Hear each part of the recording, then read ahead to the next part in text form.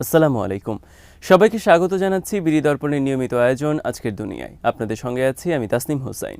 চলুন জেনে নেওয়া যাক সারা বিশ্বে এ পর্যন্ত ঘটে যাওয়া প্রধান খবরগুলো। ফ্রান্সের প্রেসিডেন্ট ইমানুয়েল ম্যাক্রন বলেছেন আগামী কয়েক মাসের মধ্যে তার দেশ ফিলিস্তিন রাষ্ট্রকে স্বীকৃতি দেবে। স্থানীয় সময় বুধবার ফ্রান্স 5 টেলিভিশনের সাংবাদিকদের সঙ্গে আলাপকালে একথা বলেন তিনি।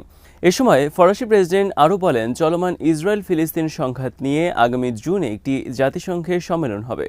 সৌদি আরবের সঙ্গে ফ্রান্স এই সম্মেলনে কো চেয়ার হিসেবে দায়িত্ব পালন করবে।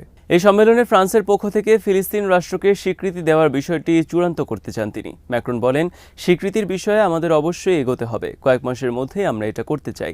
প্রতিক্রিয়া জানাতে গিয়ে ফিলিস্তিন সরকারের পররাষ্ট্রমন্ত্রী ভার্সেন আঘাবেকিয়ান শাহিন সংবাদ সংস্থা এএফপিকে বলেন, ফ্রান্সের স্বীকৃতির বিষয়টি ফিলিস্তিনি জনগণের অধিকার রক্ষা ও দুই রাষ্ট্র সমাধানের সঙ্গে সামঞ্জস্যপূর্ণ। এটা সঠিক পথে এগোনোর একটি পদক্ষেপ হবে। তবে ফ্রান্স সরকারের এই পদক্ষেপের কড়া প্রতিক্রিয়া জানিয়েছে ইসরায়েল। দেশটির পররাষ্ট্রমন্ত্রী গিডিয়ন সার বলেন, ফিলিস্তিন রাষ্ট্রের পক্ষে যে কোনো একতরফা স্বীকৃতি হামাসের হয়ে ভূমিকা রাখবে।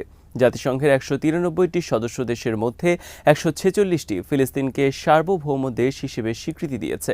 এর মধ্যে গত বছর ফিলিস্তিনকে সার্বভৌম রাষ্ট্রের স্বীকৃতি দিয়েছে Armenia, Slovenia, Ireland, Norway, Spain, Bahamas, Trinidad and Tobago, Jamaica ও বার্বাডোস। তবে জাতিসংঘ নিরাপত্তা পরিষদে পাশ না হওয়ার কারণে ফিলিস্তিনি স্বাধীন রাষ্ট্র হিসেবে প্রতিষ্ঠা পাচ্ছে না এবং জাতিসংঘের সদস্য হতেও পারছে না।